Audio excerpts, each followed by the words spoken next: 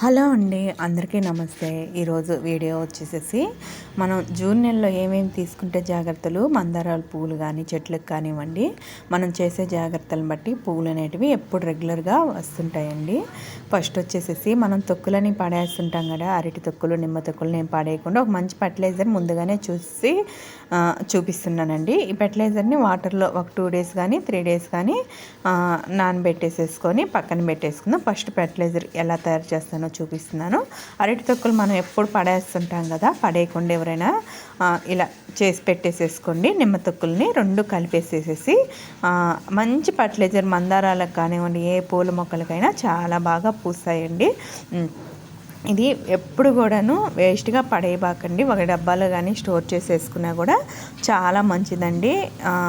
రోజా పూలకు కానివ్వండి, మందారాలు ఏ చెట్లకైనా కూడా చాలా బాగా మంచిగా పనిచేసే ఒక ఫర్టిలైజరు. దీంట్లో సిస్ట్రిజన్ కూడా ఉంటుంది కదా నిమ్మకాయలో, అందువల్ల 2 కలిపి ఇచ్చారనుకోండి రాను పూల చెట్లకు కూడా కంపల్సరిగా పూలు అనేటివి చాలా బాగా పూస్తాయండి. ఇది ఒక 3 days కానీ 4 days కానీ ఫర్టిలైజర్ లాగా చేసుకొని పెట్టేసి ఒక ప్లాస్టిక్ డబ్బాలో గాలిపోకుండా తీసుకొని రోజుకు ఒక తడ తిప్పుకుంటూ కలిపేసేసుకుంటూ 3 days కానీ 4 days తర్వాత మనం ఫర్టిలైజరు మొక్కలకి ఇచ్చుకోవడానికి కూడా తర్వాత అది కూడా ఎలా ఇస్తానో కూడా చూపిస్తానండి. తర్వాత వచ్చేసి ఇదిగోండి, ఇప్పుడు మనకు 3 days 4 daysకి ఎలా అయిందో చూసారు కదా. దీన్ని ఇప్పుడు తేరైనా కట్టుకోండి, లేదంటే డైరెక్ట్గా ఒక బకెట్ ఇది చిన్న బాటిల్లో తీసుకున్నాను. ఒక పెద్ద బకెట్కి వాటర్ పట్టేసేసుకొని తీసేసుకున్నాను. మెయిన్ మనం జూన్ నెలలో మనం చేయాల్సింది మందారాలకి కొంచెం కటింగ్లు అయ్యి చేసుకోండి. ఎందుకంటే మనకి ఇంకా వర్షాలు పడే స్టార్ట్ అయిపోతుంటాయి కదా, ఆకులు పొండ్రాలిపోవడం కానీ అవన్నీ తీసేసుకోవడానికి మెయిన్గా మందారాలకే కాదండి, ఏట్లకైనా కూడా కటింగ్లు చేసుకునే సీజన్లో ఈ టైంలో కానీ మనం తీసుకునే జాగ్రత్తలు కానీ కంపల్సరిగా పూల చెట్లకు కానివ్వండి, కూరగాయల మొక్కలకు కానివ్వండి, ఏదైనా కూడా మనం టెర్రస్ గార్డెన్లో పెంచుకునే ప్రతి ఒక్క మొక్కకి చాలా నీట్గా మనం చేసుకోవచ్చండి.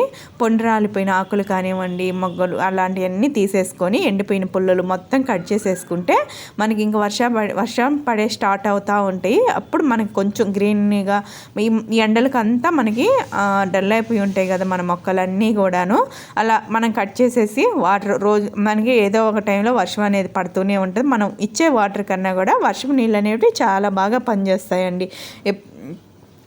మనం ఎంత వాటర్ ఇచ్చినా కూడా పైనుంచి మనకి అది బాగా వాటర్ అనేది రాగానే మొక్కలు కూడా చాలా బాగా హెల్తీగా ఉంటాయి. ఇలా ప్రతిదీ మందారాలకి కటింగ్ చేసుకోవడానికి ట్రై చేయండి. మనం జూలై నెలలో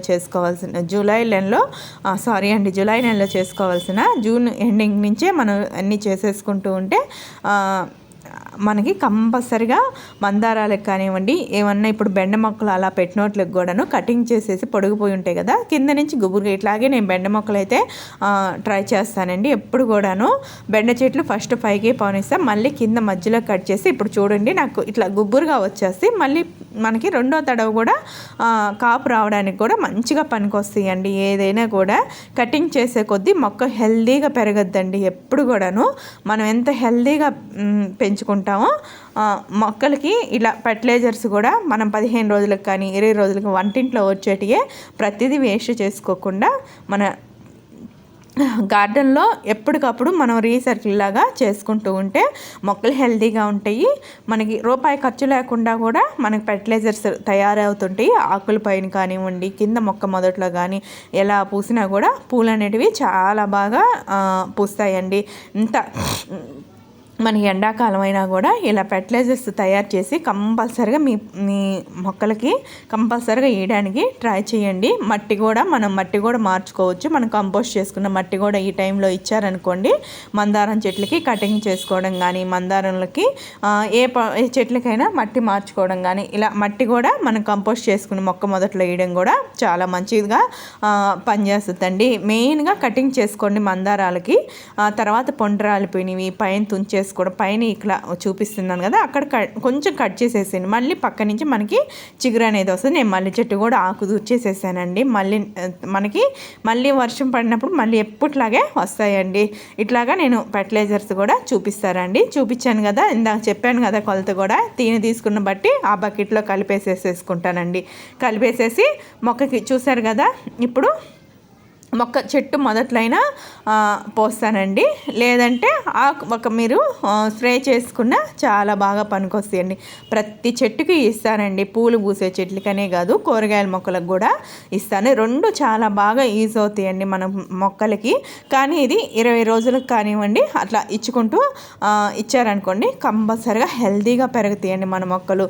రెగ్యులర్గా కూడా ఇంకా వాటర్ కూడా మనకి ఇప్పుడు మెయిన్ సమ్మర్ అంతా మనం 2 పూటలు ఇచ్చినా కూడా మన టెర్రస్ పైన వాటర్ అనేది సరిపోవు, మొక్కలు చాలా డల్ అయిపోతూ ఉంటాయి.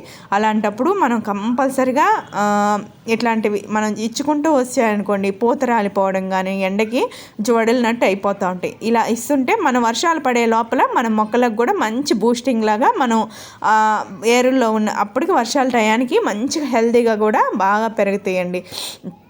ప్రతి ఒక్కరూ ఈజీగా చేసుకునే మెథడ్లోనే నేను చూపిస్తున్నానండి. ప్రతిదీ కూడాను మన టెర్రస్ గార్డెన్లో ఈజీగా వంటింట్లో దొరికే వాటితోనే చేసి చూపిస్తూనే ఉంటాను. ప్రతిదీ వేస్ట్ ఏది చేసుకొని అవసరం లేదండి. మన వంటింట్లో వచ్చే వాటితోనే మట్టి తయారు చేసుకోవచ్చు, కిచెన్ వేస్టేజ్ నుంచి కంపోస్ట్గా తయారు చేసుకోవచ్చు. మనం వంటగదిలోనే మొక్కలకు కూడా ఔషధ గుణాల్లో అలాగే ఉంటాయండి. ప్రతిదీ కూడాను స్ప్రే అప్పుడప్పుడు ఆకుల పైన కూడా స్ప్రే చేసుకుంటే కూడా పచ్చగా కూడా కనిపిస్తాయండి.